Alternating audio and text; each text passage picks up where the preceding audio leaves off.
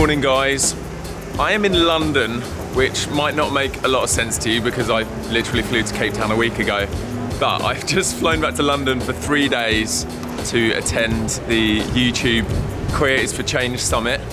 So I'm not sure exactly how much I'm going to be able to film, but there's loads of cool creators from all around the world that have come in, and we're going to be listening to talks, chatting together, networking, and it's people that are just creating cool content that's doing positive stuff on the platform. So yeah, I'm excited for today, and yeah, as usual, I need to go and find a coffee first.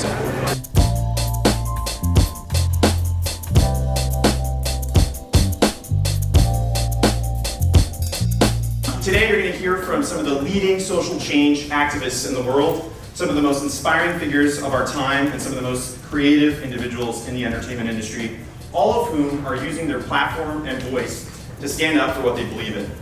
Today is also about recognizing that choice that you guys made, about celebrating your courage, and about letting you know that YouTube believes in what you're doing. Because at YouTube, we believe that the world is a better place when we listen, share, and build community through our stories.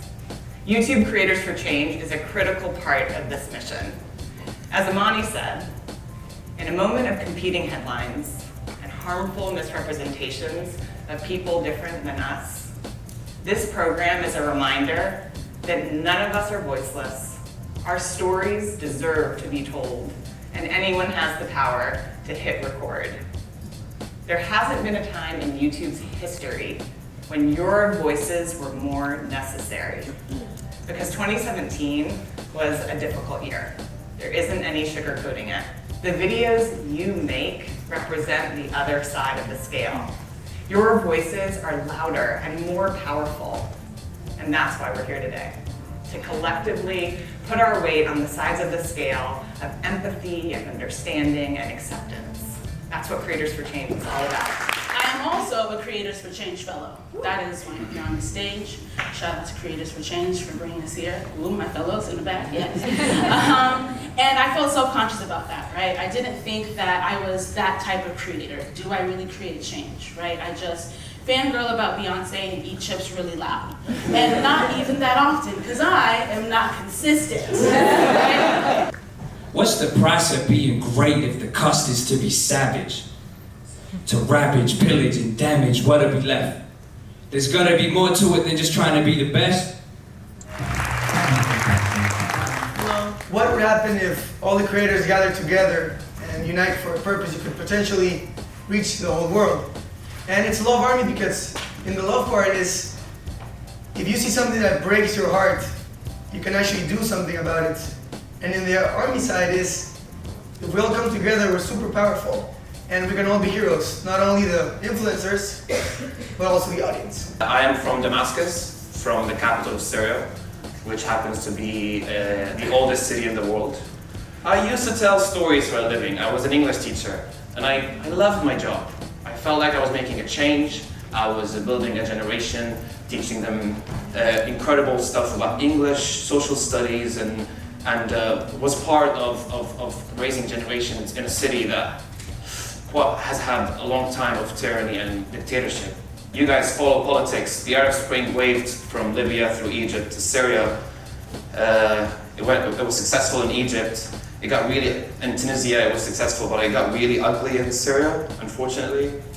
And I watched footage of kids who would write graffitis on the wall of their school, but then they would be taken and tortured and their fingernails would be plucked off. So I did not agree with that. And I always say that you're never born an activist, you become one when there's a problem. So I said I'm going to do something about this. I started protesting with my fellow Syrians. Millions of us would pour down the streets of Damascus and protest.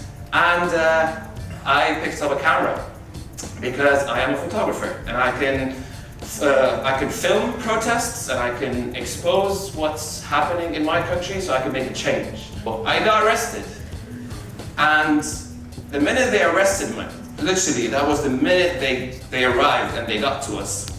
There were 20 minutes of beating, heavy beating. They broke both of my arms, smashed my wrists, broke my ribs, and electrocuted my leg, so it got really damaged. I can't really run for that well anymore.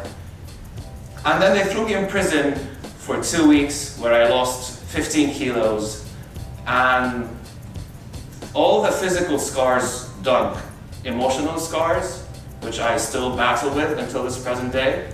I couldn't feel safe in my own country anymore, and I couldn't feel safe in my skin anymore. So I left. I was pissed off by the amount of ignorance on social media that people had when they spoke about refugees and migrants coming from everywhere. I read tweets comparing us to swarms, cockroaches, predators, rapists, uncivilized. I saw so much which infuriated me, and I was like, hang on a second, I have my privileges. I speak English, I can photograph, I can film. I didn't want to be just a number. I wanted to put a face on the crisis. So I packed 27 years of my life in a rucksack. I packed my PTSD, my dreams and my hopes, and went on a dinghy with 60 other 3 Syrians from Turkey to Greece. 13 children, 10 women, pregnant women, university professors, there was a belly dancer, there were engineers, me the teacher. All of Syria was on a boat. 20 minutes after the boat started sailing, it sank. But thank God I made that decision of filming it. I picked up a GoPro on my way. I picked up 2 power banks, 5 memory sticks, and off you go.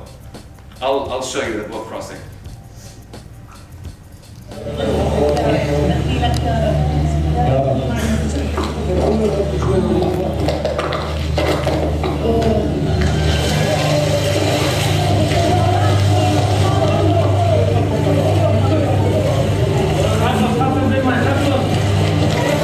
It's safe to say that expectations of Europe didn't align with reality.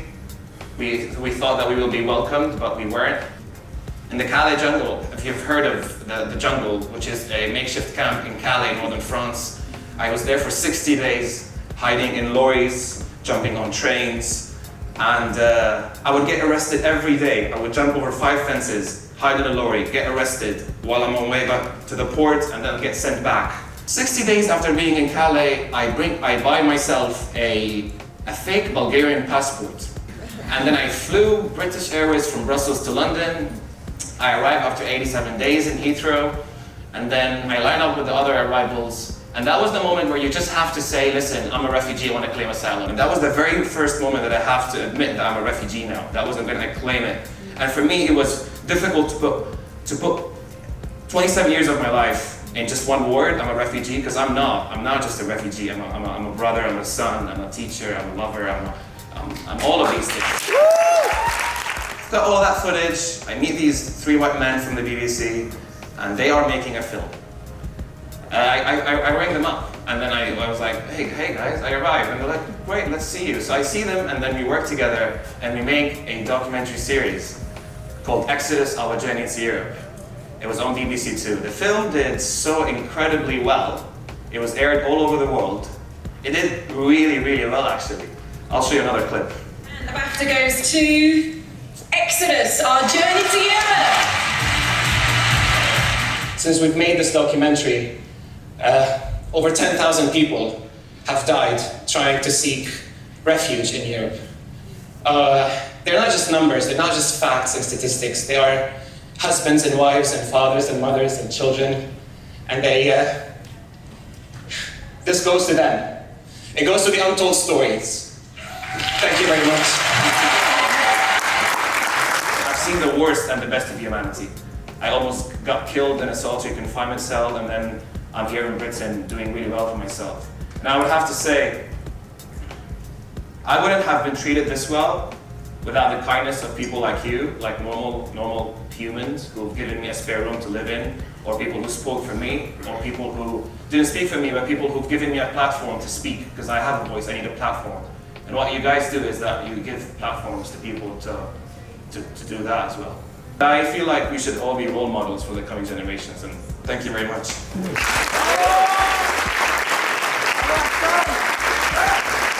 Okay guys, we have stopped for lunch. It's been a very inspiring but also overwhelming morning. Like I shed a few tears. It's like, yeah, just powerful stories, and it's amazing to think the people that have been here this morning, what they've been through, and the way they've already impacted the world in such big ways. I guess there's a lot of hope, you know.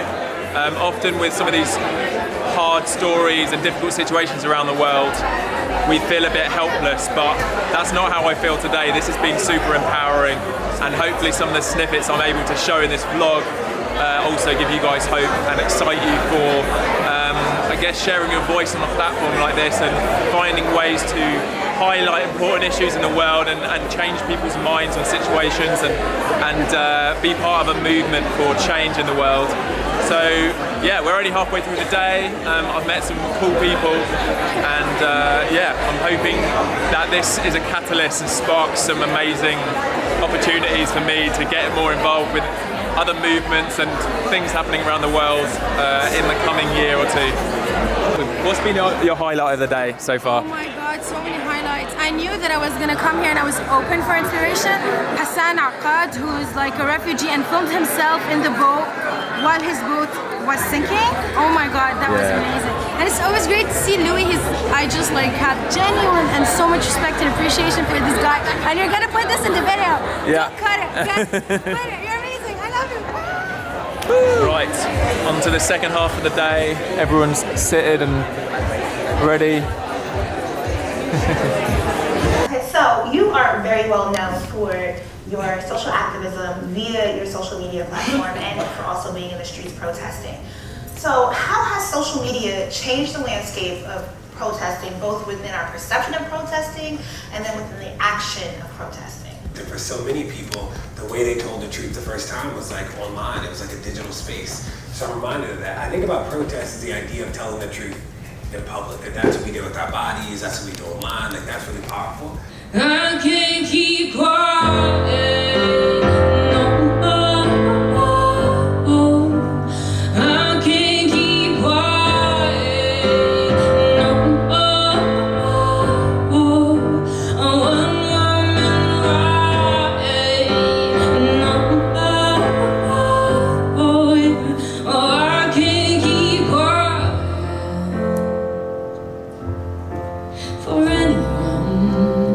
In 2017, white supremacy is on the rise. The world is tense and quite racially divided. There are millions of people around the world right now struggling with their identity. This is reality, unfortunately, for 65 million people around the world. Do we, you and me, here in these videos, really create change? Yeah!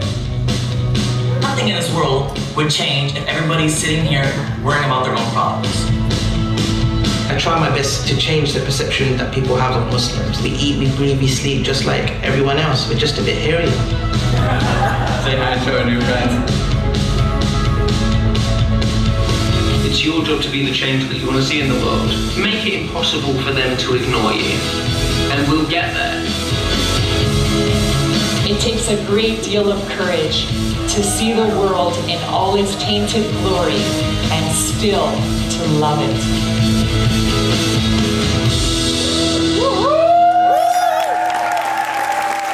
Right, it's the end of the day. Like I said earlier, lots to process, but it's been, yeah, super inspirational. We're heading back now. I'm going to try and grab a little nap, and then we're heading out for dinner, for a party. How was your day? Was it a good day? Good day? This guy, hilarious, guys, hilarious. Come on, guys. So like, Humza was like unfiltered today. You know, like a lot of these events are really like, people are on tender hooks, treading on eggshells, but my man comes in and just... I was crying with laughter, crying. I think they're not going to invite me to any other ones now with me and Adil. But we left it with a bang. I shouldn't say that loud, No, you did good, you did good. That's good, it's good, man. Best thing about it is everyone feels connected, inspired to carry on creating content. Everyone's amazing in their own ways here, and it's just so cool to get together and just have a laugh. So Sweet. Man. Yeah, man. Definitely, man. Yeah. You were so funny. Oh, thank you. See, look, You were check it. Yeah, I know. Amazing.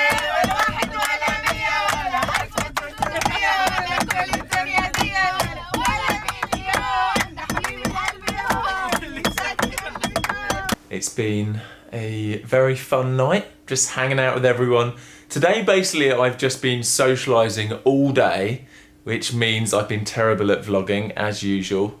These events are difficult to vlog, but hopefully from the little snippets you've seen and the conversations I've included, yeah, you get a taster.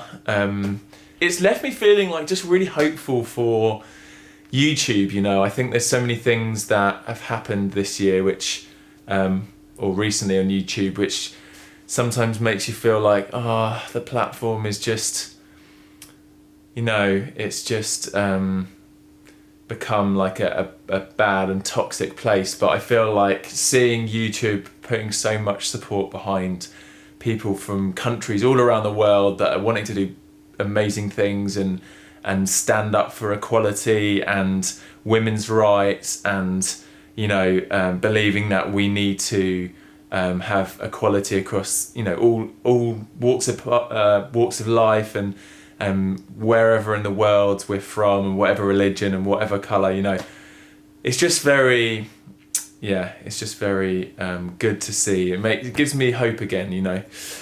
Anyway, before I sign out, I have another thing to tell you about. So, a friend of mine, Mario, has been doing an incredible adventure for the last 2 years. He's been walking across Africa, and I met him in Nairobi last year, beginning of last year, and he was, yeah, walking from Cape Town all the way to Cairo.